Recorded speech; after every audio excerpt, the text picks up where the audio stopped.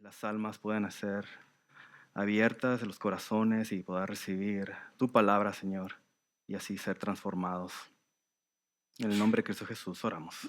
Amén. Bueno, entonces quiero empezar con un poquito con el contexto. La semana pasada estuve con los jóvenes yo, no me tocó la predicación, pero obviamente tengo una gran confianza en el pastor de que tocó todos los puntos, pero para repasar un poco, porque creo que está conectado a lo que me fue asignado el día de hoy a mí. Al inicio del capítulo 8, versículo 1 al 7, Pablo nos enseña a obedecer a las autoridades y, para ser más específico, a los gobernantes. ¿Y por qué? Porque Dios está sobre ellos. Dios los puso y es su autoridad que se manifiesta a través de los gobernantes que tenemos aquí en nuestra sociedad. Tal vez ellos no lo sepan, pero esa es la realidad. Pablo menciona que todo aquel que mantiene una buena conducta no tiene por qué temer a la autoridad. Solo aquel que hace lo malo, solo aquel es el que va a temer a la autoridad. Ejemplos es, por ejemplo, alguien que roba, ¿no? Si tienes la actitud de tomar algo que no es tuyo, vas a temer al gobierno porque, bueno, puede que te cachen y te metan a la cárcel. O el abuso de alguna persona, alguna violación o tomar la vida de alguien, esa persona va a temer al gobierno porque el gobierno va a actuar. Y lo bonito es que Dios pone los gobiernos para controlar la maldad. Sabemos que los gobiernos no son perfectos, ninguno lo ha sido. Estamos esperando por ese gobierno de nuestro Señor Jesucristo, que es realmente perfecto. Pero mientras tanto, Dios pone a los gobiernos para que controle esa maldad. De otra manera, íbamos a tener jerarquía. Cada quien hace lo que le parece en su corazón, que es lo correcto, ¿no? Que es lo que miramos en el Antiguo Testamento. También explica que esos versículos, que someterse a las autoridades sí evita el castigo que puede acarrear cuando uno tiene esa mala conducta. Pero la razón principal no debe ser simplemente el castigo. También debe ser por razones de conciencia, se nos mencionaba la semana pasada. A la conciencia no le importan si te van a cachar o no te van a cachar. La conciencia está exenta de esa mentalidad. Los motivos de la conciencia provienen del corazón. La ley de los gobiernos es externa, pero la conciencia es interna. La ley te dice no comitas delitos y uno, ok. A respuesta de eso, tal vez uno se retiene, ¿no? Pero la conciencia no necesita de eso. Desde aquí sale y uno actúa de la manera correcta. Y el propulsor de sus decisiones no es qué es lo que me va a pasar. Es más bien, esto es lo correcto y por eso lo hago. Así es la conciencia. La conciencia lleva consigo una profunda convicción de hacer el bien. Vivir con una buena conciencia te hace libre. ¿Sí? Y así entramos al versículo 8 de Romanos y dice así: no debáis a nadie nada. Versículo 8. No debáis a nadie nada, sino el amaros unos a otros, porque el que ama a su prójimo ha cumplido la ley. Fíjate qué curioso aquí. Hay una comparación entre lo que vimos el domingo anterior, esto del versículo 1 al 7, a lo que vamos a ver hoy. Y esto es que, así como las autoridades gobiernan, de la misma manera, la ley de Dios gobierna a todo cristiano. Pero también, así como nuestra conciencia nos ayuda a someternos a las autoridades, de la misma manera, el practicar el amor al prójimo cumple la ley de Dios. Miremos nuevamente lo que dice aquí al inicio, dice, no debáis a nadie nada. Y esto de no deber nada a nadie no debe de tomarse exclusivamente de sentido literal. Como si diera a entender que no debes de tener ningún préstamo a tu nombre. No, imagínate que fuera así. Necesitas un carro y, bueno, tienes que juntar 30, 40 mil dólares y entonces comprarlo. O si quieres comprar casa, imagínate, no puedes endeudarte. Te tienes que esperar hasta que juntes 400 mil dólares, que es más o menos el término medio de lo que está costando una casa. Imposible. ¿Quién va a juntar 400 mil dólares? Entonces no se refiere a eso. Se refiere más bien de que cuando tomes un préstamo, lo tienes que pagar. O sea, tienes que ir con la mentalidad de que estoy tomando ese préstamo y lo tengo que pagar. Y eso incluye cosas como los préstamos estudiantiles, ¿no? Aquí está muy debatido eso de pedí un préstamo y que el gobierno me lo pague, ¿no? Y obviamente todo el pueblo es el que lo tiene que pagar. Dice, no debáis a nadie nada, sino el amaros unos a otros. Aquí Pablo nos da el contraste entre la actitud pecaminosa de tener deudas, de esas deudas que no se piensan pagar, a la actitud virtuosa de amar al prójimo. Está dando esos contrastes, ¿no? El pecaminoso de que no quiere pagar, pero lo virtuoso de amar al prójimo. Me gusta como la Nueva Versión Internacional lo traduce este versículo. Dice, no tengas deudas, es el siguiente. No tengas deudas pendientes con nadie, a no ser la de amarse unos a otros. Wow, qué bonito, ¿no? Sí, poético. Me recuerda a la frase, te debo la vida. Así como cuando alguien hace un acto de gran amor para ti o te toca ver a alguien que hace algo un esfuerzo grande para hacer algo por alguien más y dice, te debo la vida, ¿no? Sí. Y más o menos es ese concepto. De que si a alguien le vas a deber algo es porque esa persona te amó primero y tú quieres devolverle ese amor. Tienes esa deuda y le quieres devolver ese amor. De la misma manera, Pablo aquí toma un término negativo, que es la deuda, y lo convierte en algo positivo. Y creo que esa versión lo traduce de una manera más viviente, más clara. Dice, porque el que ama a su prójimo ha cumplido la ley. Pablo nos asegura que todo aquel que ama a su prójimo genuinamente ha cumplido la ley. Nos preocupamos mucho por cumplir la ley, especialmente aquellos que tienen más tiempo en el Señor o que tal vez son recién convertidos y que traen ese fervor de que realmente seguir todos los estatutos de Dios. Pero Dios nos la pone bien fácil. Ama a tu prójimo y esto cubre toda la ley.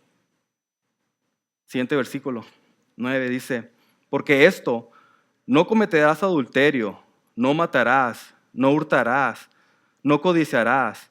Y cualquier otro mandamiento en estas palabras se resume, amarás a tu prójimo como a ti mismo.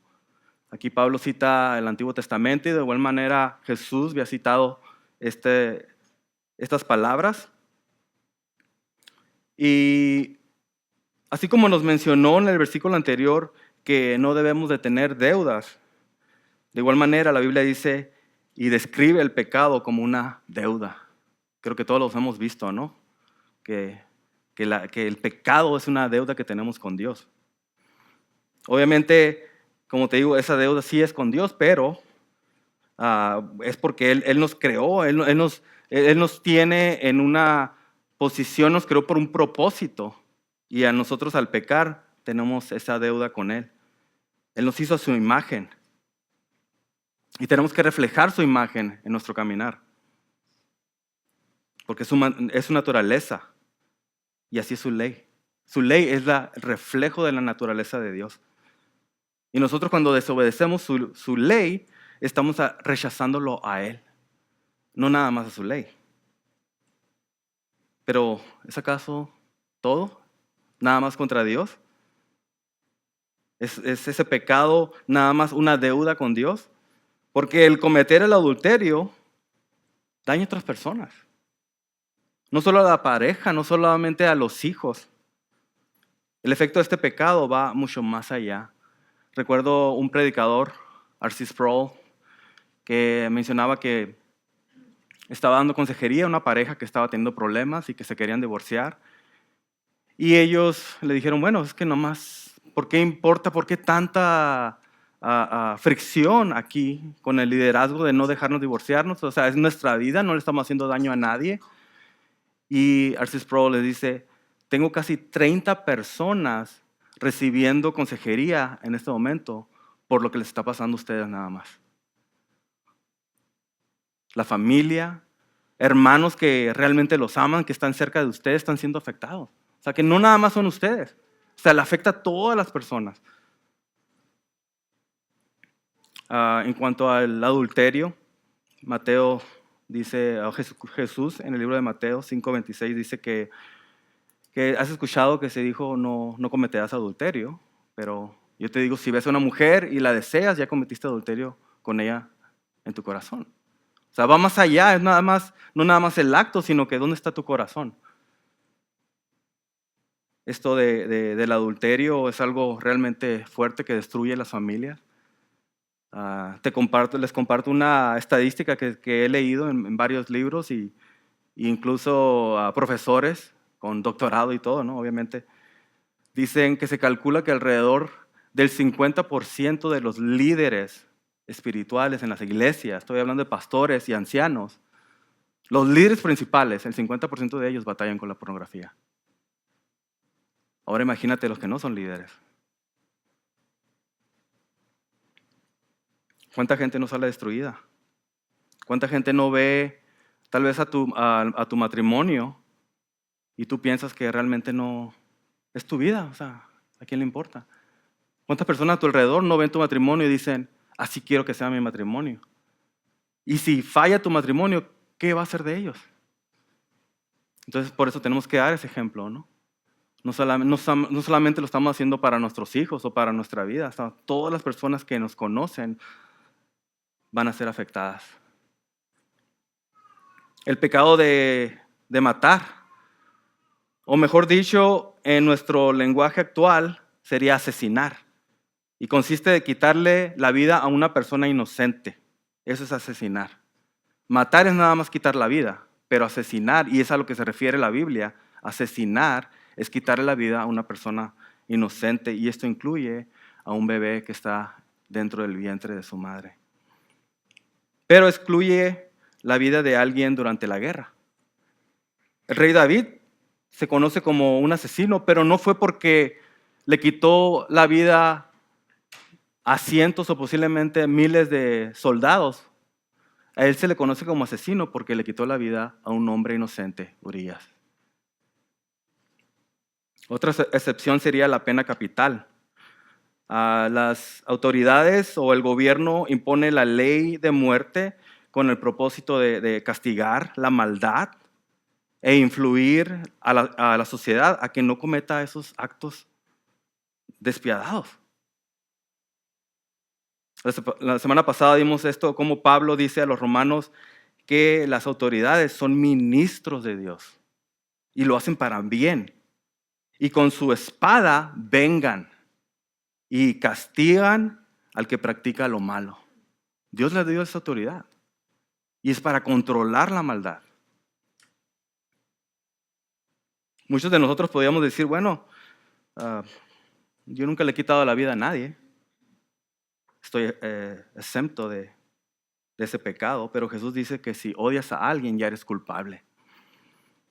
El odio crea distanciamiento, todos nosotros lo sabemos. Si alguien te odia a ti o si tú odias a otra persona, inmediatamente existe distanciamiento. Separa a las familias, creo que la mayoría de nosotros hemos experimentado eso. Y también separa amigos e impide tu crecimiento espiritual.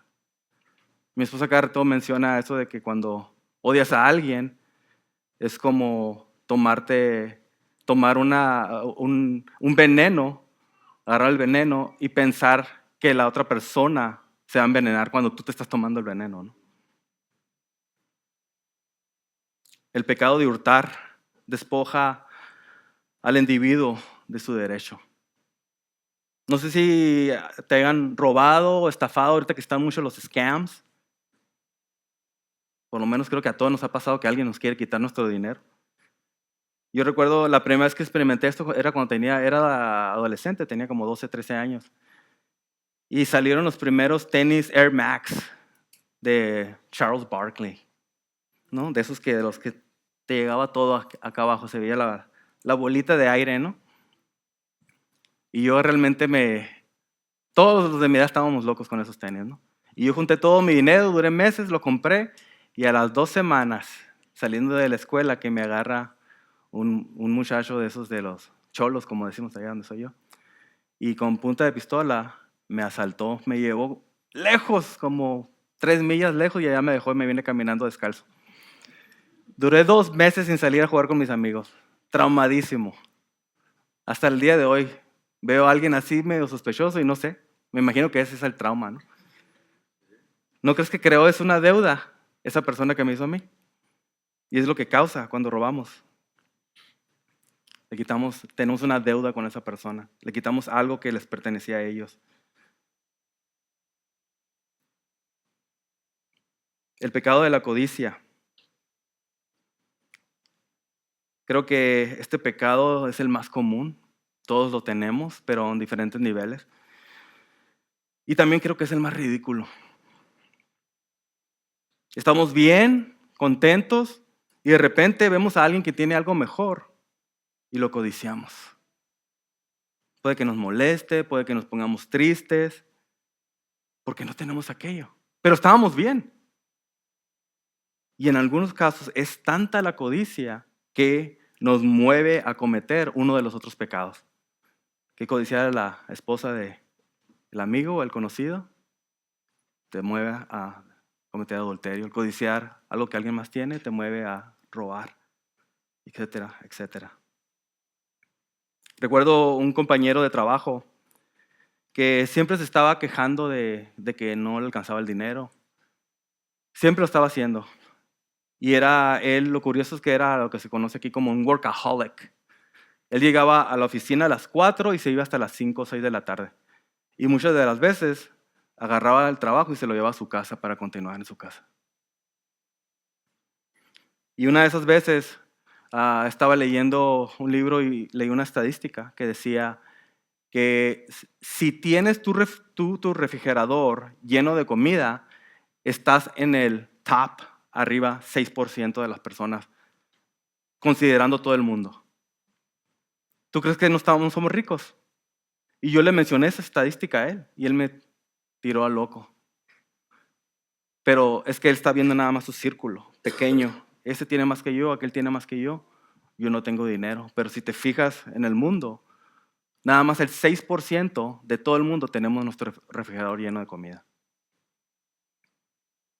Y así es, dice Pablo, con cualquier otro mandamiento, así es. El cumplimiento de la ley se resume en amar al prójimo como a ti mismo. Versículo 10. El amor no hace mal al prójimo. Por tanto, el amor es el cumplimiento de la ley. El amar al prójimo, se podría decir en otras palabras, es no infligir daño a otras personas. O sea que el amar puede ser, haces algo bueno para alguien, eso es amar. O el amar sería no hacerle daño. De una u otra manera, estás considerando a la otra persona antes de a ti. Y eso es amar.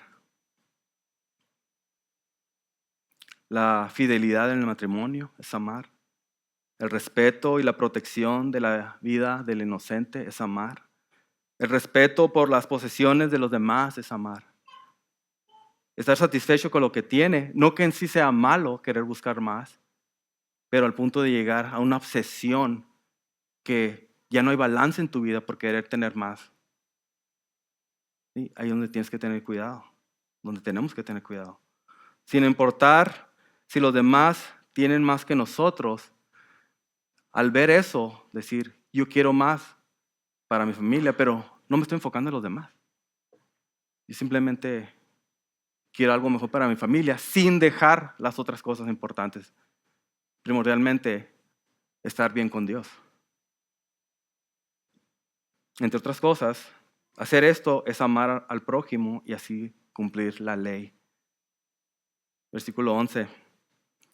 Y hacer todo esto, conociendo el tiempo, ya que es hora de despertaros del sueño, porque ahora la salvación está más cerca de nosotros que cuando creímos. Hacer todo esto, dice Pablo. ¿Qué es todo esto? Bueno, al principio del capítulo, la semana anterior, una de esas cosas es obedecer las autoridades, ¿sí? Para llevar una vida en paz y dar un buen ejemplo como cristiano ante la sociedad. Eso es amar al prójimo. En otras palabras, poner en práctica lo que se nos enseña en la Biblia. Dice, conoce el tiempo porque es hora de despertar del sueño. O sea, reconocer lo crítico que esta era en la que estamos viviendo es. La suma importancia de mostrar el amor. ¿Para qué? Para reflejar la obra de Dios en nuestras vidas. Y posiblemente hasta así alcancemos al no creyente, al mostrar ese amor. También al reconocer el tiempo de esta era, nos ayuda a reconocer que Cristo viene pronto. Amén. Pablo nos exhorta a despertar y ver esa realidad, ver la realidad en la que estamos. Cristo no nos quiere simplemente obsesionados con las señales de estos tiempos, enfocados nada más en eso. Por ejemplo, lo que el pastor estaba mencionando, lo que está pasando en Irán. Muchas personas podrían decir, bueno, esas son señales de que ya estamos en los últimos de los últimos tiempos, y puede que sí sea cierto, pero si nos enfocamos nada más en eso y dejamos lo demás, ahí se pierde el balance.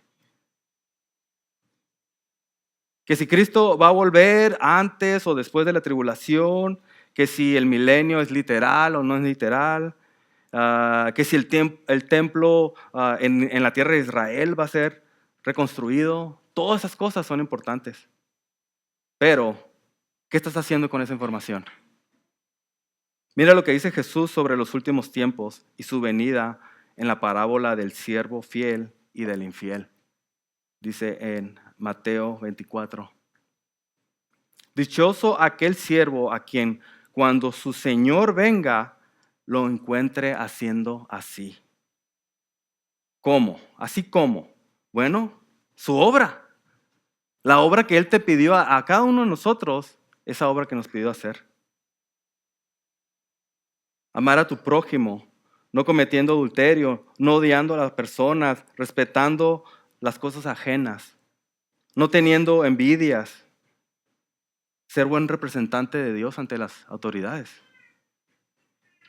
Imagínate, ¿qué tal si tú sí estás en lo correcto, en la parte de esa teológica en cuanto a la venida de Jesucristo, pero no estás viviendo una vida digna ante los ojos de Dios? ¿Qué va a pasar cuando Cristo vuelva? ¿Qué va a pasar si Cristo viene hoy? ¿Te va a encontrar haciendo lo que se supone que deberías estar haciendo?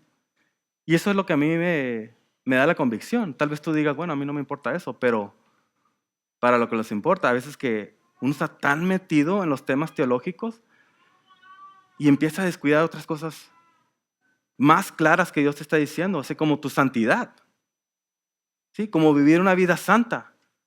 ¿De qué me sirve estar en lo correcto si no voy a estar viviendo una vida santa? Amén. Lo ideal sería tener un balance, vivir esa vida santa y sí preocuparse de entender bien la palabra de Dios.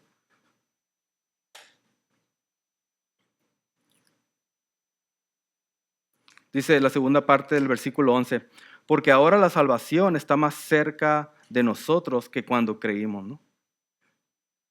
Y esta salvación no se refiere a nuestro pecado de cuando fuimos redimidos, ¿no? O sea, cuando Dios nos perdona, cuando Él nos salva, cuando nosotros venimos al arrepentimiento y ya podemos decir, somos salvos.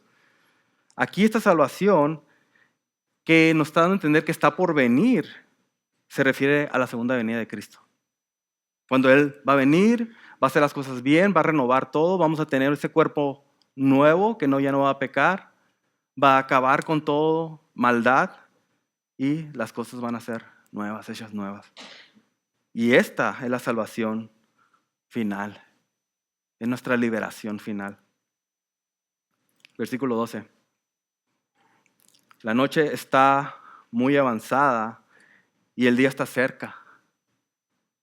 Por tanto, desechemos las obras de las tinieblas y vistámonos con las armas de la luz. Pablo hace aquí un paralelismo entre los tiempos en los que vivimos y la oscuridad de la noche. También hace un paralelismo de la luz del día, que viene siendo su segunda venida, y nos exhorta a desechar la maldad y vestirnos, dice, con armas de la luz. ¿Y cuáles son estas armas, según Efesios? Dice, habla de la verdad, de la justicia, el evangelio de la paz, la fe, la salvación y la palabra de Dios. Esas son las armas de la luz. Creo que todos conocemos a alguien que, llamándose cristiano, vive una vida en pecado, alejado de Dios, posiblemente no asiste a la iglesia, no quiere estar cerca de verdaderos cristianos, se podría decir, o cristianos que verdaderamente practican lo que ellos dicen de ser. Se alejan de ellos para no sentirse mal. Y podríamos entrar en este debate de que si este individuo perdió la salvación, o tal vez nunca fue salvo, o tal vez es un cristiano que es una abeja perdida, ¿no? Pero, bueno, este es un tema para otro mensaje. Lo que Pablo sí nos dice aquí es que basta ya de esas cosas. Dejemos la maldad y su oscuridad y vivamos en la luz. Ese es el enfoque. Versículo 13. Andemos decentemente como de día, no en orgías y borracheras, no en promiscuidad sexual y lujurias, no en pleitos y envidias. Nuevamente Pablo hace otro paralelismo. En esta ocasión, una vida decente, una vida santa, la compara con la luz del día. ¿Quieres saber realmente cómo es una comunidad? Sale en la noche. No sé si alguna vez has estado buscando casa de compra o de renta y si vas en la noche es cuando te das cuenta cómo está la comunidad. También la oscuridad del pecado se reproduce en esa oscuridad porque tiene la libertad para hacerlo. Aquellos que no nacimos en una iglesia cristiana, ¿cuándo es que pasaban más la mayoría de nuestros pecados? En la noche, ¿no? Las obras de la carne se manifiestan en la oscuridad, donde no pueden ser vistas por los demás. ¿Qué pasa cuando enciendes la luz en una casa que tiene cucarachas? A correr todas, ¿no? ¿Qué efecto tiene la luz en un pecador? Imagínate,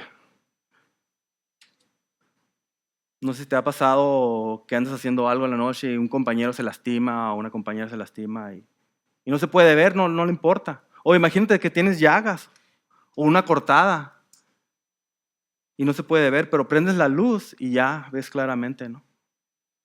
Y vas con el doctor o vas y haces algo al respecto. Y es lo que hace la luz de Dios. No más que en lugar de que sea algo externo, es interno.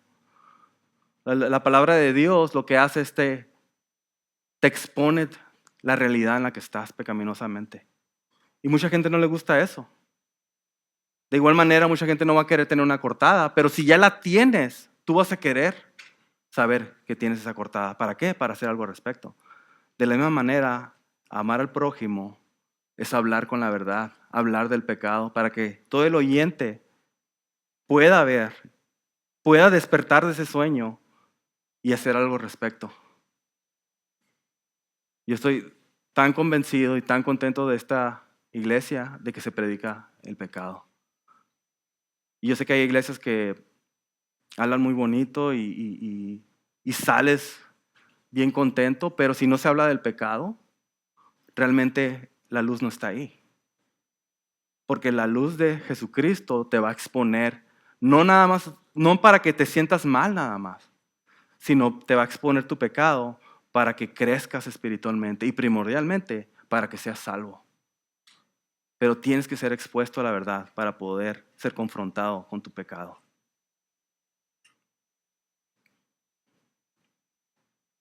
Versículo 14. Antes bien, vestidos del Señor Jesucristo y no penséis en proveer para las lujurias de la carne. Pablo concluye recordándonos que Jesús es la luz. Él es el día y de Él tenemos que estar vestidos. Al final de los días habla de eso, de que vamos a ser cubridos por su blanquez, ¿no? Su vestidura blanca y perfecta. Por último, Pablo nos exhorta a no permitir en nuestras vidas razones para pecar. ¿Cuántas veces no hemos escuchado la frase o alguien posiblemente lo haya dicho? No era mi intención, las cosas simplemente pasaron. Es muy común escucharlo cuando hay infidelidad, ¿no? No lo estaba planeando, simplemente pasó. Y obviamente pues se están justificando, ¿no? Como si las cosas hubieran pasado solas, como si ellos no tuvieran nada que ver con ese pecado. Pero el caminar del cristiano no se basa en el a ver qué pasa. El caminar del cristiano es intencional. Ser intencional es tener un plan para alcanzar la meta. ¿Qué tengo que hacer hoy para llegar allá? Y lo voy a hacer. Aunque sea un poquito, pero lo voy a hacer. No voy a esperar a ver qué pasa. El llamado cristiano no es pasivo, es activo. Ir y hacer discípulos de todas las naciones. ¿Sí? Es activo, no es pasivo. Por eso la Biblia nos llama a ser activos y a ser intencionales en nuestras decisiones. Y no dar lugar a los deseos de la carne, sino vestirnos del Señor Jesucristo. Y eso es amar al prójimo. Amén. Señor, te damos gracias. Muchas veces es tan difícil para nosotros y nosotros podemos pensar o sentir que es imposible ser amoroso con el prójimo, pero contigo sabemos que es posible, Señor. Ayúdanos a través de tu Espíritu discernir esta era, discernir estos tiempos y así poder enfocar nuestra mente, nuestro corazón para hacer el bien, para perdonar, para respetar, para amar a nuestro prójimo, para hablarle a todas las personas sobre ti. Ayúdanos a tener esa fortaleza, Señor, de que tu palabra sea transmitida no solamente en verdad, sino también en amor, con calidez, y que así tú seas glorificado, Señor. Al final del día te damos toda la gloria. En el nombre de Cristo Jesús oramos. Amén. Gracias.